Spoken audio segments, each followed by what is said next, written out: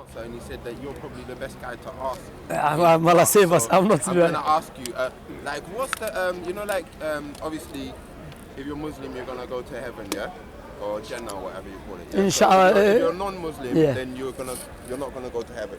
So what is the age before, you know, like, children, they're not gonna go to hell, right? Yes, there's what we say. Look, first of all, so we believe that Allah is the most just. Okay, not every Muslim will eventually every Muslim will go to heaven without any doubt, but some of them they will be punished before that due to their sins and disobedience. But as for the non-Muslims, and when I say about Muslim, those who follow Moses correctly, they are Muslims. Those who follow Jesus correctly, they are Muslims. Those who follow Abraham correctly, they are Muslims. So when we say every Muslim, doesn't mean just us, mean the Muslims that follow Islam correctly. Now, because the last prophet is Muhammad, so there is no salvation except by following the Prophet Muhammad. Okay? So now, if someone rejects Prophet Muhammad and turn away from the truth after, with the condition, after Islam was clarified to him, then the outcome of that is the hellfire forever.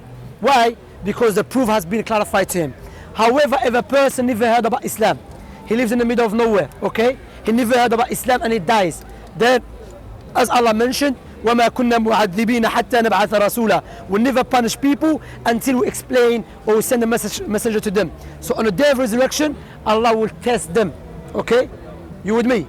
As for children, there's different opinions. However, the strongest one, as one of the scholars said, the children before reaching the age of puberty, they will go to paradise.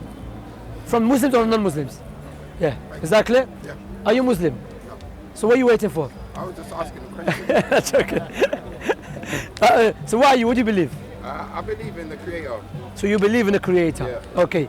So you believe that there is a purpose for life? I'm not sure about that. Do you, when you reflect upon the creation, do you not think the Creator is wise? I don't know. I don't like to make assumptions.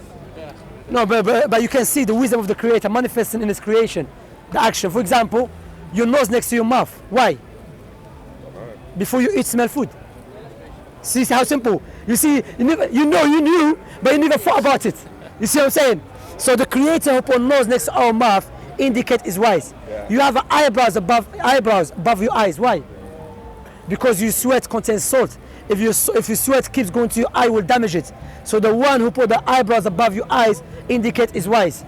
You have a joint in your elbows. Why? In order for you to move your forearms, to give and take and to eat. Because if we never had a joint in our elbows, we'll be walking like this and we'll eat like a dog. But there's a lot of people that will say that's evolution. First of all, forget about the people. You believe in the Creator. Yeah, forget about the other people. Yeah. I can speak to them without any doubt. I'll refute them as well. Because evolution doesn't make any sense, to be honest. Okay, but the point here is you believe in the Creator, so focus on yourself. What's your name?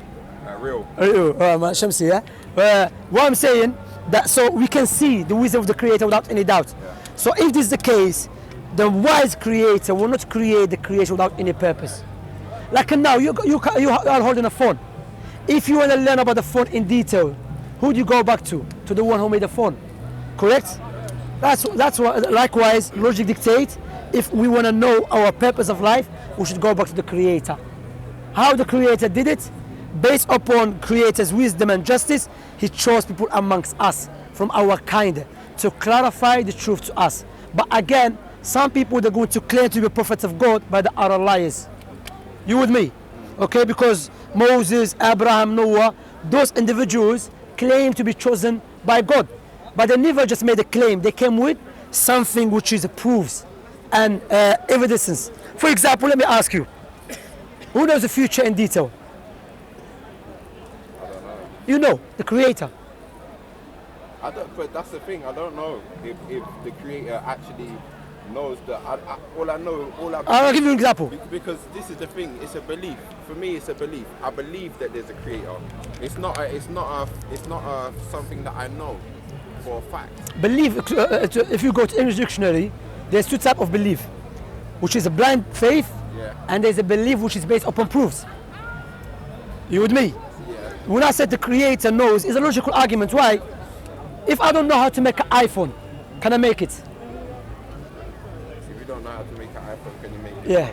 What do I need?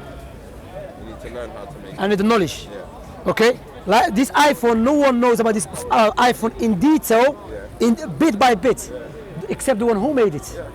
There's a logical argument. So if we establish there's a creator, and this creation came from him, meaning was created by him, logic dictates he should know about it in details, because before creating this creation must possess knowledge. You with me? It's a logical argument without any doubt. Now, as I mentioned, now we can establish a clear argument or clear proof there is a creator. We can see, for example, you. Who made you? Who gave you life? Let us analyze that. Your father and your mother gave you life, correct? Yeah. If your father and your mother gave you life and they had the power to give you life, how come when you die, they cry for you, don't give you life again? Because I'm dead. No, because they never had the power to give it. It's a good point. You know what? You know, I'll give you an example of that. Imagine I'm in a room and there's a switch and there's a lamp. If I go and turn on the switch, what comes on? The light. But I never made the light. I'm just a means. Your father and your mother are a means. But the one who gave you life is someone outside. Understand? That's one of the best arguments Allah used in the Quran. هل أتى على الإنسان حين من الدهر لم يكن شيئا مذكورا. Have the human being not ever thought that you were nothing before? Not nothing mean you're not even word of mentioning. But now you are human, possesses knowledge, ability. Who gave you that? The Creator. That's what Allah said. One of the arguments in the Quran, powerful arguments. Allah said, أم خلقوا من غير شيء أم هم الخالقون أم خلقوا السماوات والأرض بل لا يوقنون. Would they create by nothing? Let's analyze that, okay? Would they create by nothing? Allah's asking, yeah? No. Nothing is not even a thing, let alone to create something. Or did they create themselves? We never create ourselves, because that's contradiction. If I already exist, there's no point to create myself. And if I don't exist, I need something to create me. So what is left? We must have a creator. That's what Allah said in the Quran. إِنَّا فِي خَلْقِ السَّمَاوَاتِ وَالْأَرْضِ وَاخْتِلَافِ اللَّيْلِ وَالنَّهَارِ لَآيَاتٍ لِأُولِي الْأَلْبَابِ. Within the creation of the heavens and the earth, and the alteration of day and night, it is a science for people of understanding. When you analyze and reflect, without any doubt, this creation must have a creator. That's why, based upon his wisdom, mercy, sent Prophet Muhammad and Jesus and Moses and Abraham. And let me go back to the main point. I want to ask you who knows the future in detail. If there's a creator, then who created the creator? That's a good question. If there is a creator, who created the creator? Okay? And now, my brother, I have a brother. His name Anwar. You know my brother Anwar? Me and him always give da'wah together, by the way. Yeah. Brother Anwar, he gave a birth to a child. Yeah? Yeah. Is that a logical question? Congratulations. So it doesn't make any sense, innit? Congratulations. That doesn't make any sense, you understand? Because if the creator was created by another creator, that's a contradiction, it's a paradox. But for the sake of argument, let us analyze it. The fact that it's creation now, okay?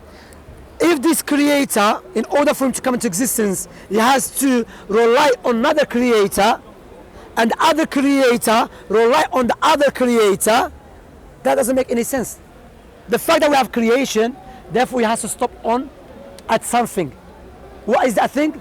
The creator, one of his names is self-sufficient, which everything relies on him and he does not rely on nothing. You with me? That's how it is. That's what Allah subhanahu wa ta'ala, one of his names is As-Samad, self-sufficient. You know what I'm saying? So what I'm saying, look, Prophet Muhammad, you said something good. Now, it's true, no one knows the future in detail except the creator. It's a logical argument. But how come we have someone who lived in the middle of desert 1,400 years ago, prophesizing about things that is taking place right now? For example, Prophet Muhammad said, it will come a time when a person will say a lie, yeah, will reach, by the evening, will reach the east and the west. Hold a minute, let's think about this, yeah? Prophet Muhammad, 1,400 years ago, he said, there will come a time when a person will make up a lie and will reach the east and the west by the evening time. How? Look on the internet and WhatsApp. I can make a line now. You go to China, anywhere, the people heard about it already. How this man knew about this something? Prophet Muhammad said there will come a time when the Arabs, they will stop using the camels as a riding beast. Well, you have to understand that the Arabs, the camels is like a Ferrari to them, or Lamborghini before, you know. So they will stop using the camels as a riding beast, but they will use something as a box, that will carry them from their houses to the mosque. Now if you go to Qatar, Dubai, Kuwait, Saudi, they don't use the camels like before. What they use? Cars. So how we knew that? So is that in the Quran or in the Hadith? No, Prophet Muhammad's speech is hadith. Quran is speech of Allah. Okay? And that's the beauty of Islam. We differentiate between the Prophet Muhammad's speech and Allah's speech. We don't mix between them. Yeah. So how he knew that? But that doesn't mean that was a car. Let's say. See, why? I tell you how. Because remember he claimed to be who? Claimed to be a prophet of God. You with me? Even Prophet Muhammad and the Quran mentioned, he wants the Quran as well. In the Quran mentioned, Allah will make Islam prevail all other religions, even if the Islamic haters dislike it. And we know there is a big network against Islam. The war that has been waged against Islam, if it was waged against any religion, will be dead long time ago. What is Islam? So, brother, before we Islam, He just mentioned hadiths, yeah, and because I'm not really too. he never mentioned hadith. I mentioned that. No, Which no, hadith? he mentioned hadith. No, no. I mentioned. He was. No, no. Listen, the Someone truth. said hadith. Yeah, I said. I've got a question about the hadith. No, before you go question the hadith, we don't jump. Prophet Muhammad, the verse in the Quran, that we know there is many barriers stopping Islam. Yeah. But the fastest growing religion on the face of the earth is Islam. Yeah. Who's doing the job? The Muslims are weak. You're aware of that. In our countries, we are having civil wars. Muslims are killing each other. Why British people, French people, American people, Dutch people are accepting Islam? Why? You know why? Because Allah mentioned that in the Quran already, that Islam will prevail. This cannot be speech of human being. Especially when you're very weak and people accepting Islam. Islam is not just defending itself, it's spreading. You understand? So like now me explaining to Islam, maybe when you go home, you watch the video again, you know, again, I'll probably have some more questions, but next week. inshallah, no problem. As a back home, what we say, one question give birth to another question. Yeah, all the time. No problem. Yeah. But But this is what I was going to say. Go on. I had a question about the hadiths because I've heard a few people talking about hadiths. Do you know who Bukhari is? I know Bukhari, Muhammad bin Ismail al-Bukhari. Are they hadiths that you follow? Bukhari, first of all, is no hadith. Bukhari, hadith mean what Prophet Muhammad said, or for example, his action, or other than that. Bukhari was one of the Muslim scholars that lived around 2nd century. Okay, so Bukhari, for example, his teacher is Ahmad bin Hanbal. So Muhammad bin Ismail al-Bukhari, his teacher Ahmad bin Hanbal al-Shaybani. Ahmad bin Hanbal al-Shaybani, his teacher is Muhammad bin Idris al-Shafi'i. Muhammad bin Idris al-Shafi'i, his teacher is Anas ibn Malik al-Subhi. Anas ibn Malik al-Subhi, his teacher is Nafi', the servant of Abdullah ibn Umar.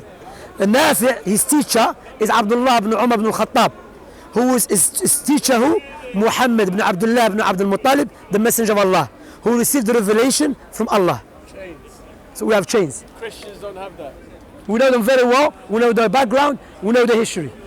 So there was a woman over there last week and she was saying something about there's 6,000 hadiths from Bukhari that you follow, and there's around 100,000 that he wrote or something like that. Yeah, it was Bukhari was one of them.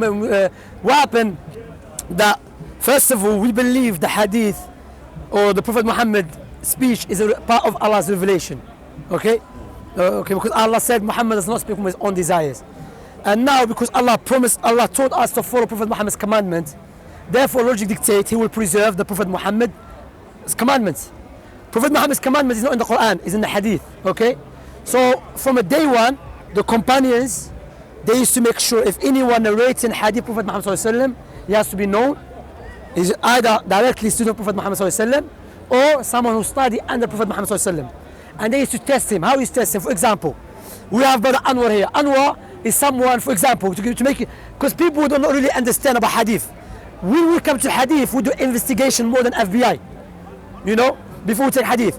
In Anwar is taking hadith, okay? So what we do, we take his book and we start mixing the hadith. We see if he memorized it or not. If we notice he's not memorizing it, then we say this person is weak if he narrates from his memory. But if we notice that, even, like for example, I said, Anwar, you said Brother Mahdi said, I was in speaker's corner. But Anwar wrote in his book, no, someone else said it. You tell me, no. What is in my book is not Mahdi. I got it from Abdullah, okay? So it shows you what this has.